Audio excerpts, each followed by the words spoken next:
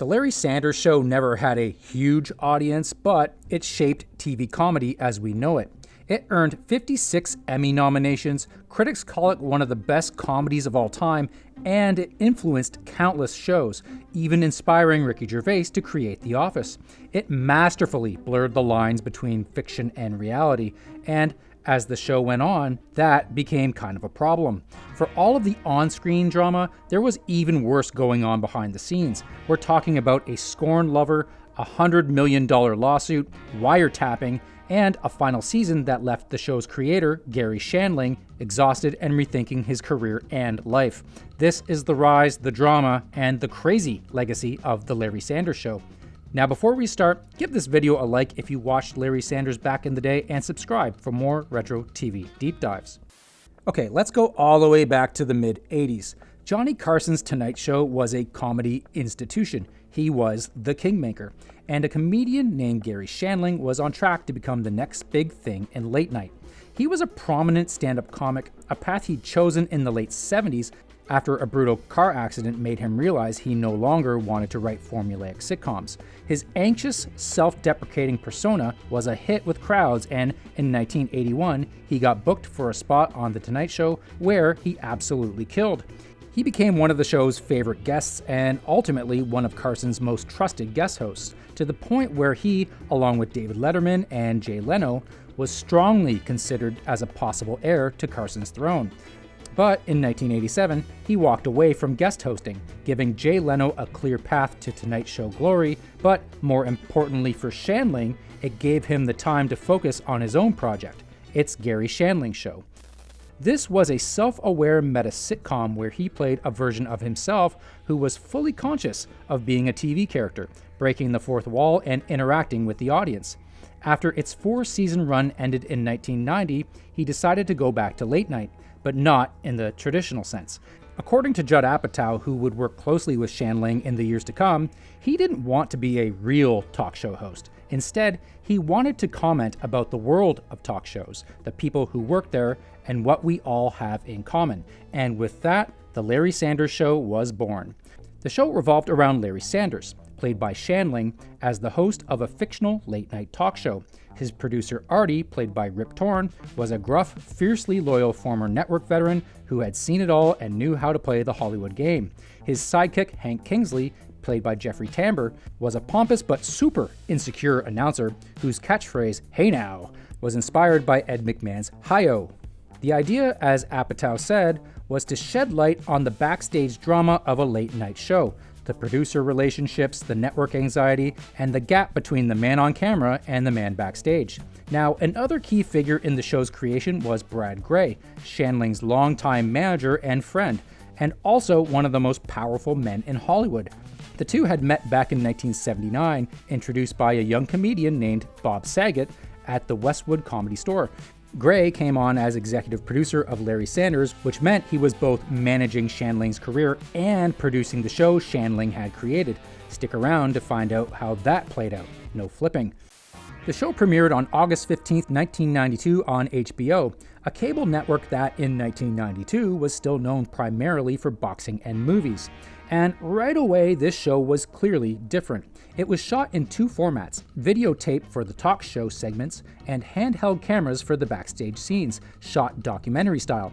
As Shandling put it, he wanted to make the talk show look very real so audience would buy into it, then slowly suck them into life behind the curtain. Now, this approach caused immediate friction with HBO execs who didn't understand why a comedy would use 2 different visual languages. But that contrast was the entire point and would become one of the more copied formats in TV comedy in the years to come. More on that in a bit. Beyond Larry, Artie, and Hank, there was a strong supporting cast. Linda Doucette played Darlene, Hank's assistant. Janine Garofalo played Paula, the show's talent booker. Wallace Langham played Phil, the sardonic head writer, and a young Jeremy Piven played writer Jerry. And then, of course, you had all the celebrity cameos. Sharon Stone, David Duchovny, Roseanne, Jon Stewart, Jerry Seinfeld. By the end of the show's run, the guest list read like a comprehensive catalog of 1990s celebrity culture. I could make a 20-minute video on the guest stars alone. It's insane. And what kept the show from feeling like a straight documentary was that the celebs played satirized versions of themselves, kind of like Curb Your Enthusiasm would later do. I mean, David Duchovny had a full-blown crush on Larry Sanders, for crying out loud. And critics ate it all up. The New York Times called it perhaps the most widely acclaimed new comedy on television. At the Emmys the following year, it received 8 major nominations, including Outstanding Comedy Series, the first time a cable show had been nominated in that category. It only pulled a few million viewers an episode on average, but everyone agreed it was brilliant. And Shandling was so good at being a host, he was once again courted by NBC, this time with an offer to take over David Letterman's 12:30 late night slot. Just as he walked away from guest hosting in the 80s, he passed on this massive opportunity as well, clearing the path for a young comedian and writer named Conan O'Brien, and at the same time giving Larry Sanders, the fake late night host, the runway to revolutionize television. A main way the show did this was by blurring the lines between fiction and reality, and it went beyond celebrity cameos. For example, in season 2, Linda Doucette appeared in Playboy in real life, so on the show, the writers created a storyline around it, with Hank trying to convince Darlene to pose for the magazine. It was brilliant, but in season 3, the real-life storylines started to cause problems on the set. So Shandling and Doucette had been in a relationship for about 7 years. That ended in 1994, and so did Doucette's time on the show. After the breakup, she was fired. She filed a lawsuit for wrongful termination, and then things got ugly. The FBI later informed Doucette that her phones had been wiretapped, part of a surveillance network run by a private investigator named Anthony Pellicano, who had allegedly been hired to dig up dirt on her. Pellicano was Hollywood's fixer of choice for years and would eventually be convicted of federal wiretapping and racketeering charges, with a client list that read like a who's who of industry power. Anyway, she settled her lawsuit out of court for around $1 million and largely stepped away from acting after that. Her career, her relationship, and her privacy all gone in the same year. Normally, a show or a network would try to move on and act like that kind of thing didn't happen, but that's not the Larry Sanders way. They used it as inspiration for a storyline. When the show brought in a new character named Brian, played by Scott Thompson of Kids in the Hall fame, to replace Doucette, the writers created a story arc where he filed a harassment lawsuit against the show's head writer Phil. And whether that was in good taste or not, it was peak creativity. After season 4, Rip Torn won his Emmy. Shandling collected his 10th major Emmy nomination in 4 years. The show received 10 major Emmy nominations in that cycle. The season 5 episode Everybody Loves Larry was ranked number 39 on TV Guide's 100 greatest episodes of all time. That's the one where David Duchovny appears to be romantically in love with Larry. Janine Garofalo exited, but Mary Lynn Ricecub and a young Sarah Silverman joined.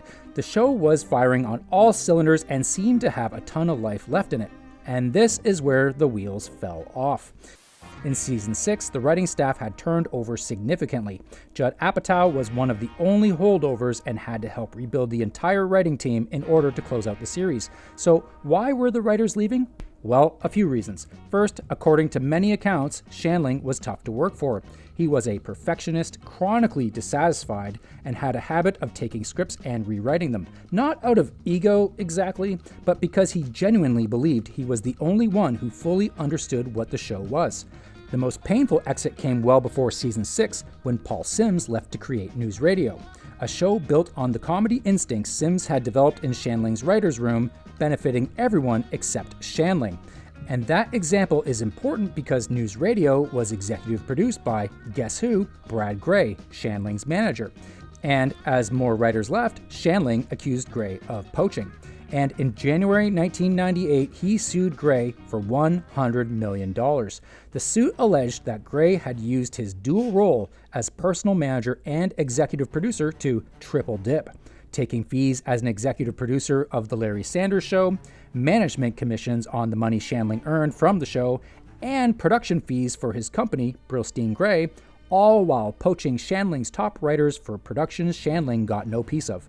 Then Gray countersued for $10 million, claiming Shandling's erratic behavior had cost Gray's production company heavily through production delays.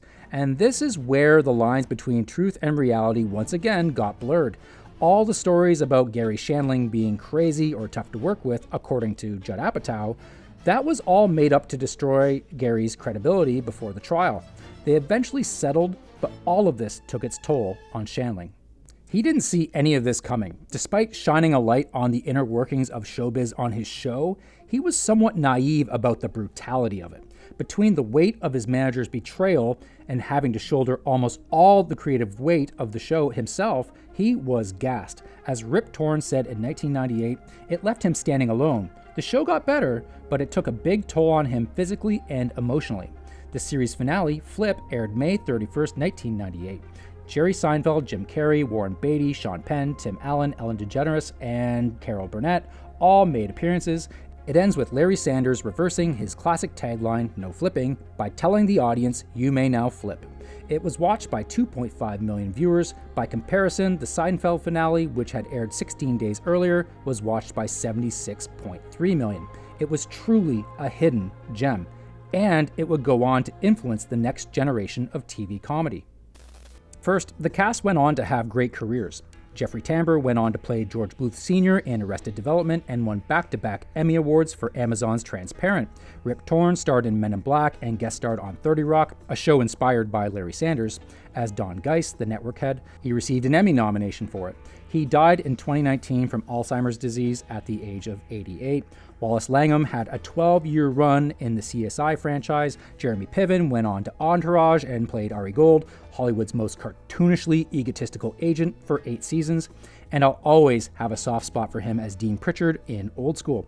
Janine Garofalo went on to star in cult films like Mystery Men and Wet Hot American Summer, voiced Colette in Pixar's Ratatouille, and transitioned to major television roles in The West Wing, 24, and Criminal Minds' Suspect Behavior. Judd Apatow, became Judd Apatow. He went on to produce around $3 billion worth of films. He has said repeatedly that everything he learned about comedy writing, he learned from Garry Shandling. As for Garry Shandling, he appeared in a handful of films after the show, most notably as Senator Stern in Iron Man 2 and Captain America: The Winter Soldier, a recurring Marvel role that gave him a new generation of fans. He hosted the Grammys 4 times. He mentored Conan O'Brien, the man who'd taken the late-night job Shandling had turned down. And of course, I'll never forget him as one of the beautiful celebrities in Zoolander. But mostly, he meditated. He got deeply serious about Buddhist practice after the show ended. The private journals he'd been keeping since the late 70s all the way through to his death in 2016 became the basis for Judd Apatow's documentary, The Zen Diaries of Garry Shandling, which was 4 hours exploring who Shandling actually was when the cameras were off. But really, regardless of diary entries or what has been said about him, right or wrong, there is no questioning his creative genius. The Larry Sanders Show won 24 major awards across its run. It holds a 100% score on Rotten Tomatoes for its first season. It ranks 38th on TV Guide's list of the 50 greatest shows of all time. Time magazine included it in its 100 best TV shows of all time. The dual format shooting, the celebrity playing themselves format, the walk and talk, the show within a show, it was all revolutionary. And you can see it in some of the biggest and funniest shows that followed. Many of those shows on HBO. Again, in 1992, HBO was mostly movies and boxing. Larry Sanders proved that HBO could compete with broadcast networks for prestige. It's the direct ancestor of The Sopranos, Sex and the City, and then of course Curb Your Enthusiasm, which premiered in 2000, 2 years after Larry Sanders ended. The Office, which premiered in 2001 in the UK, was directly inspired by it. As Ricky Gervais said, "It taught me that flawed characters can be compulsive viewing, seeing them squirm and get their comeuppance." You see shades of it in Arrested Development, 30 Rock, Extras, the whole genre of shows about people making shows. Garry Shandling may have turned down Late Night Glory in 1993. He may have only gotten a few million viewers an episode, but he ended up influencing shows that entertained hundreds of millions of TV viewers for decades to come. If you enjoyed this deep dive, give me a hey now in the comments and subscribe for more. Thanks for watching.